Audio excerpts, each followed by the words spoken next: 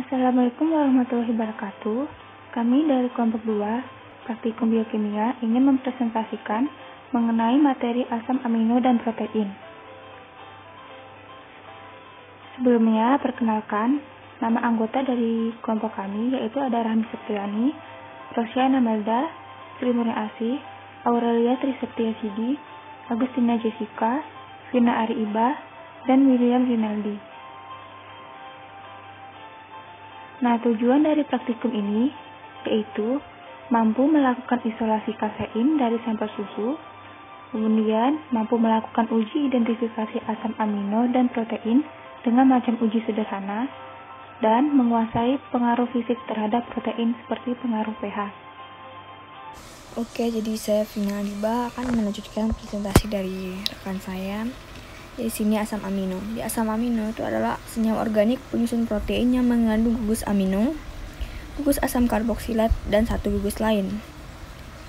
Kemudian protein. Protein ini adalah komponen yang terdapat di berbagai jaringan manusia, hewan, tanaman, dan dalam sel-sel mikroorganisme yang berfungsi sebagai arsitektur sel, katalis, menjalankan berbagai proses metabolisme dalam bentuk enzim, senyawa yang penting dalam sistem imun dan regenerasi sel. Kemudian ini ada uji isolasi kasein susu. Di sampel yang kita gunakan adalah susu Greenfields, di mana tujuan dari isolasi kasein susu ini adalah untuk mengetahui berapa kadar dari kasein yang berada di dalam susu. Kasein susu dapat diendapkan dengan enzim proteolitik dalam getah lambung dan usus. Selain itu juga dapat diendapkan dengan asam. Filtratnya mengandung laktalbumin, laktosa, dan sebagian berupa garam. Untuk prosedur kerjanya, pertama dimasukkan 25 ml susu Greenfield ke dalam beker, kemudian ditambahkan 25 ml Aquades dan dipanaskan dengan suhu 40 derajat Celcius. Kemudian ditambahkan buffer asetat tetes demi tetes sambil diaduk. Kemudian didiamkan sambil didinginkan dan biarkan hingga mengendap. Selanjutnya dicuci endapan dengan air dan disuspensikan dengan 30 ml etanol. Disaring endapan sambil dicuci dengan ether 25 ml. Selanjutnya dikeringkan kasein di atas gelas arloji dan ditimbang dan dihitung persenan kasein yang ada pada sampel. Kemudian disimpan kasein yang sudah didapat. Di berat kasein yang kita dapatnya adalah 1,269 gram dengan persentase bobot itu sebesar 2,589%. Untuk yang pertama ini adalah pada tahap keduanya adalah dilakukan pemanasan dengan penanas air sampai 40 derajat Celcius. Tujuannya itu untuk menurunkan kelarutan protein sehingga dapat mengendapkan protein susu pada kondisi yang sesuai. Dan pemanasan ini juga dapat menyebabkan denaturasi, rusaknya struktur protein sehingga mempercepat pengendapan protein. Lalu ada penambahan buffer asetat. Ini mengakibatkan penambahan ion H+ sehingga akan menetralkan protein dan menuju tercapainya pH isoelektrik. Apabila pH isoelektrik sudah tercapai, maka larutan saling berlawanan dan saling menetralkan sehingga akan terbentuk gumpalan berupa endapan. pH isoelektrik kasein ini berada pada rentang 4,6 sampai 5 dan pada titik ini kasein mudah sekali mengendap. Dalam kondisi asam atau pH yang rendah, kasein akan mengendap karena memiliki kelarutan yang rendah pada kondisi asam. Dan endapannya yang terbentuk ini diendapkan dengan air dan disuspensikan dengan etanol. Tujuannya untuk apa? Karena kasein ini tidak larut dalam etanol. Sehingga untuk memisahkan kasein dengan protein lain itu digunakan etanol. Kemudian selanjutnya dapat dicuci dengan ether 25 ml. Tujuannya ini untuk memisahkan lemak dari endapan kasein, di mana lemak akan ikut melarut bersama ether. Karena ether dan lemak ini memiliki sifat kepolaran yang tidak berbeda jauh, yaitu sama-sama nonpolar, sehingga dapat ikut. Dan kemudian disaring, kemudian dipisahkan dengan corong Bachner untuk menghisap cairan yang masih ada dalam endapan. Kemudian ether itu juga bisa dimaksudkan untuk memurnikan endapan kasein yang diperoleh. Perkenalkan, saya Agustina Jessica. Di sini saya sebagai pemateri untuk menjelaskan mengenai uji Biuret dan hasil dari uji Biuret. Tujuan dari uji Biuret untuk perlihatkan bahwa protein punya ikatan peptida yang bereaksi positif dengan uji Biuret. Ikatan peptida mengindikasikan adanya protein, karena ikatan peptida adalah ikatan yang menghubungkan asam amino 1 dengan asam amino yang lain yang akan membentuk protein. Dalam ratuan basa, ikatan peptida dari reagen Biuret memberikan warna ungu atau violet dengan senyawa CuSO4. Pada saat terjadi reaksi Biuret, kemudian terbentuk kompleks Cu2+ dengan gugus C rangkap 2O dan NH dari rantai peptida dalam suasana basa. Langkah kerja yang harus dilakukan pada uji Biuret yaitu pada percobaan pertama, dimasukkan 2 ml kasein hasil isolasi 3% ke dalam tabung reaksi. Kemudian ditambahkan NaOH 2% dan 1 tetes CuSO4 0,1%. Diamati perubahan warna yang terjadi. Ditambahkan CuSO4 jika belum terbentuk warna ungu. Dilakukan juga untuk albumin 22%. Maaf, maksud saya 2%. Untuk percobaan kedua, disiapkan 2 buah tabung reaksi. Dimasukkan 3 ml albumin telur dengan perbandingan 1:5 dan larutan kasein 3% pada masing-masing tabung. Ditambahkan NaOH 2,5 normalitas dan diaduk. Ditambahkan 1 tetes CuSO4 0,01 molaritas dan diaduk agar homogen. Pada hasil uji Biuret didapatkan semua percobaan menunjukkan bahwa uji Biuret, bahwa sampel menghasilkan uji positif terhadap uji Biuret, yaitu dengan ditandainya dengan berwarna ungu.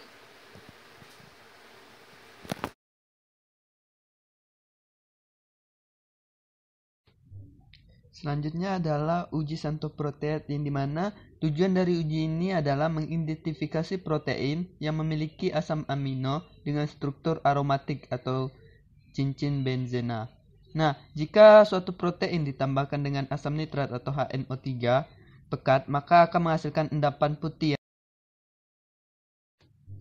Langkah kerja dari uji xanthoprotease sendiri di sini ada 2 kali percobaan, yaitu percobaan pertama dengan memasukkan 3 mili kasein 3% atau albumin 2% ke dalam tabung reaksi. Setelah itu ditambahkan HNO3 pekat dan dipanaskan sampai berwarna kuning. Setelah berwarna kuning, itu didinginkan dengan aliran keran dan ditambahkan beberapa tetes NaOH dan NH4OH.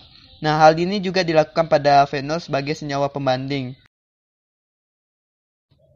Berikut adalah beberapa hasil yang telah dilakukan pada uji xanthoprotease, yaitu yang pertama adalah pengambilan sampel, yang kedua pemanasan, yang ketiga yaitu terdapat endapan pada saat ditetesi HNO3 yang berupa endapan putih. Setelah itu kasein dipanaskan, terdapat butiran-butiran warna kuning. Saya Aurelia Triseptiasidi, NIM I1021191020. Jadi di sini saya akan membahas uji Milon. Jadi, tujuan dari uji Milon ialah untuk mengidentifikasi bahwa di dalam albumin dan kasein terdapat asam amino yang memiliki gugus fenol. Uji positif berupa perubahan warna menjadi warna merah bata. Dan pada saat bereaksi dengan reaksi Milon, maka kasein dan albumin akan terbentuk endapan berupa garam yang terbentuk karena Hg larut pada NaNO3 dan teroksidasi menjadi Hg+, dan ion ini akan membentuk garam. Cara kerja pada uji Milon. Yang pertama, dilarutkan kasein sebanyak 2 mili. Yang kedua, dimasukkan ke dalam tabung reaksi. Yang ketiga, ditetesi reaksi Milon beberapa tetes. Yang keempat, dicampur dan dipanaskan hingga berwarna merah. Yang kelima, dilakukan juga untuk albumin. Yang keenam, dilarutkan 3 mili fenol 2%. Yang ketujuh, dimasukkan ke dalam tabung reaksi. Yang kedelapan, ditetesi reaksi Milon dan dipanaskan jika perlu. Hasil uji Milon seperti yang terlihat pada gambar di slide. Di sana, kasein setelah ditetesi beberapa reaksi Milon memperlihatkan terdapat endapan. Dan selanjutnya pemanasan pada etanol kasein memperlihatkan berwarna merah. Pada kasein setelah dipanaskan akan memperlihatkan berupa warna merah jambu. Selanjutnya, hasil pemanasan etanol memperlihatkan berwarna merah bata. Dan hasil pada albumin kasein setelah dipanaskan akan memperlihatkan berupa warna merah jambu. Selanjutnya, hasil pemanasan etanol memperlihatkan berwarna merah bata. Dan hasil pada albumin. Perkenalkan, nama saya Rosyana Melda. Di sini saya akan melanjutkan pembahasan untuk pengendapan dengan logam. Tujuan dari uji pengendapan dengan logam yaitu mengetahui adanya pengendapan protein dengan penambahan logam berat. Prinsipnya, protein akan menggumpal ketika mencapai titik isoelektrik, di mana titik isoelektrik adalah saat di mana pH asam amino berada pada bentuk amfoter. Dan pada saat titik isoelektrik ini, kelarutan protein menurun dan mencapai angka terendah. Protein akan mengendap dan menggumpal. Pada saat titik isoelektrik ini, jumlah kation dan anion yang terbentuk sama banyaknya. Selanjutnya, langkah kerja untuk uji pengendapan dengan logam. Yang pertama, dipersiapkan 2 buah tabung reaksi dan diberi label HgCl2 dan Pb asetat. Yang kedua, dimasukkan 3 ml kasein 3% dan albumin 1:5 ke masing-masing tabung. Yang ketiga, ditambahkan 5 tetes HgCl2 0,2 molaritas atau Pb asetat ke tabung yang sudah diberi label. Yang terakhir, dicatat perubahan yang terjadi. Pada uji coba kali ini, logam yang digunakan hanya logam Pb asetat. Hasil yang didapatkan yaitu terdapat endapan logam pada albumin lebih sedikit dibandingkan endapan yang terbentuk pada sampel kasein. Albumin dan kasein mengalami pengendapan karena mengalami titik isoelektrik akibat reaksi antara albumin dan kasein dengan logam Pb asetat yang merupakan logam ion positif yang mengakibatkan denaturasi protein atau kerusakan protein. Warna keruh yang terbentuk akibat dari ikatan antara sampel dengan logam. Logam Pb asetat menjenuhkan larutan sehingga gumpalan larut kembali membentuk endapan. Logam berat mengendapkan protein dengan cara menaikkan pH di atas titik isoelektrik.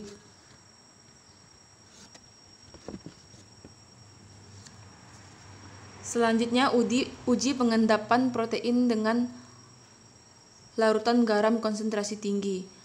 Tujuan dilakukan uji ini yaitu memperlihatkan bahwa sebagai makromolekul yang larut dalam bentuk larutan koloid, protein dapat dipisahkan satu dari yang lain dengan larutan garam berkonsentrasi tinggi. Larutan garam berkonsentrasi tinggi akan menetralkan muatan listrik sehingga kelarutan akan berkurang, sehingga terjadi proses pengendapan protein atau perspirasi. Perspirasi protein terjadi karena kemampuan ion garam untuk terhidrasi sehingga berkompetisi dengan molekul protein dalam mengikat air.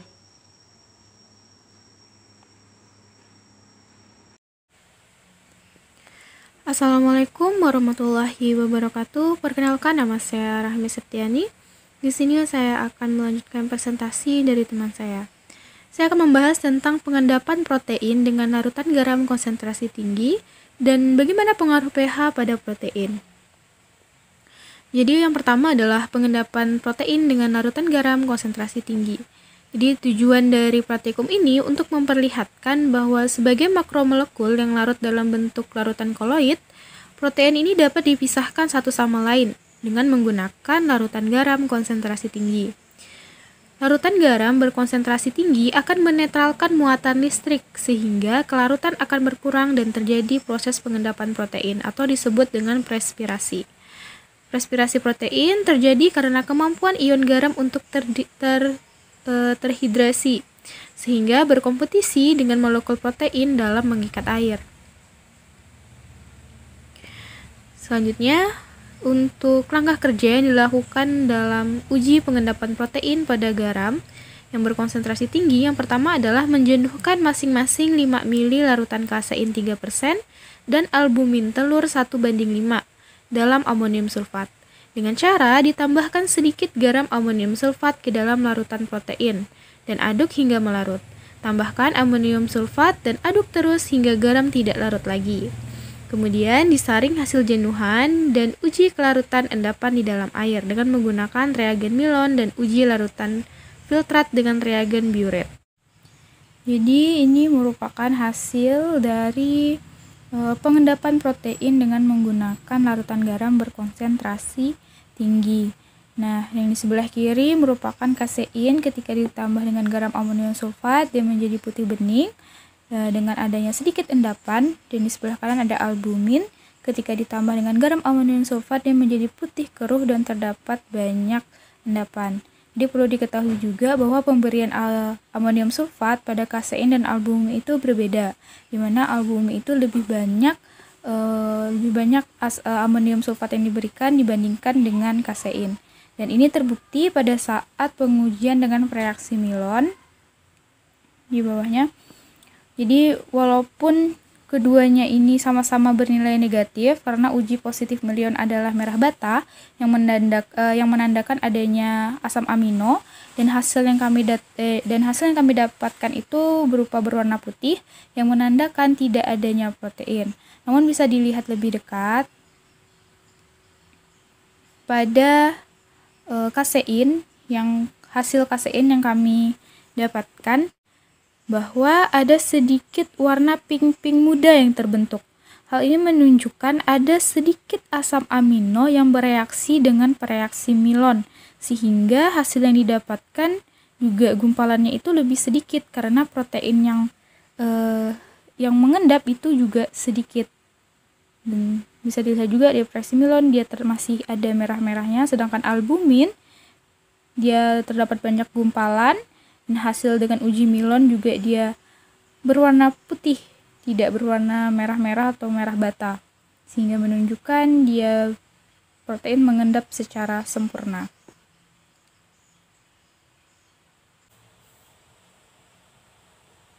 Lanjut, yang kedua ada pengaruh pH pada protein. Jadi tujuan dilakukannya ini adalah untuk mengetahui bagaimana pengaruh pH pada protein itu. Nah, dimana semakin jauh perbedaan pH dari titik isoelektrik, maka kelarutan protein akan semakin meningkat. Kelarutan protein meningkat menyebabkan rendemen yang diperoleh akan semakin besar. Penggunaan pH yang ekstrim kemungkinan akan menyebabkan terjadinya denaturasi, yang artinya kelarutan protein akan menurun dan akan terbentuk gumpalan putih pada bagian albumin telur. Setiap jenis protein dalam larutan mempunyai pH tertentu yang disebut dengan pH isoelektrik yang berkisar antara 4 sampai 4,5. Pada pH ini, molekul protein mempunyai muatan positif dan negatif yang sama, sehingga saling menetralkan atau bermuatan 0. Pada titik isoelektrik, protein akan mengalami pengendapan atau koagulasi paling cepat.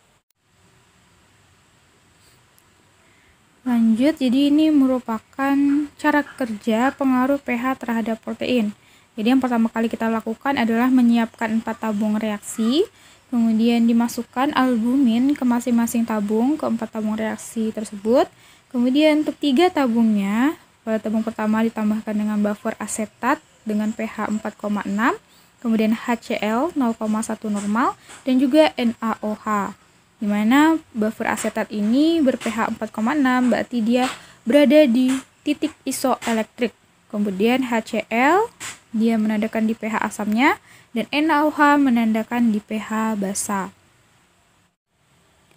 Jadi ini gambar yang menunjukkan albumin ketika ditambah dengan asam pekat, yaitu HCl tadi.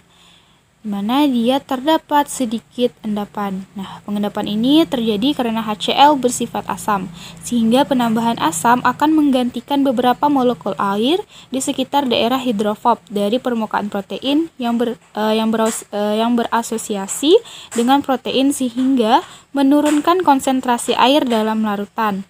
Nah, kenapa endapannya ini sedikit? Karena HCl yang kami berikan itu juga sedikit. Sehingga ketika HCl yang diberikan sedikit, maka endapan yang terbentuk juga sedikit, karena sedikitnya molekul air yang diikat oleh asam. Dan endapan yang masih sedikit ini masih berada di atas permukaannya, dikarenakan tidak adanya penggojokan pada saat perlakuan.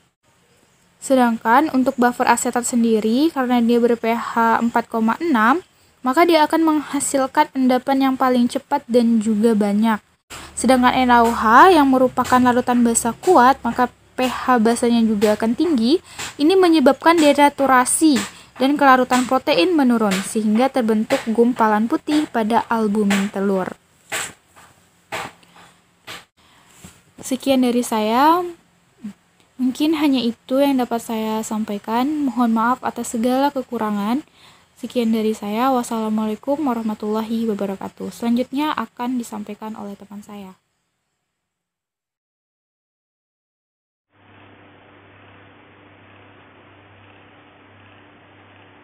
Nah, kesimpulan pada praktikum kali ini yaitu yang pertama, melakukan isolasi kasein dari sampel susu Greenfield dengan hasil isolasi berat kasein yaitu 1269 gram dan persentase 2,578%. Kemudian yang kedua, melakukan uji identifikasi asam-asam amino dan protein dengan melakukan uji biuret, uji santroproteat, dan uji Milon dengan hasil yang didapat dari setiap uji adalah nilai positif dengan sampel kasein 2%, albumin 2%, dan albumin 1:5.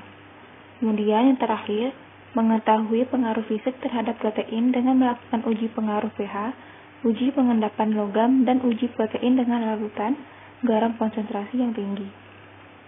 Nah, sekian penjelasan dari kelompok kami. Kurang lebihnya mohon maaf. Terima kasih.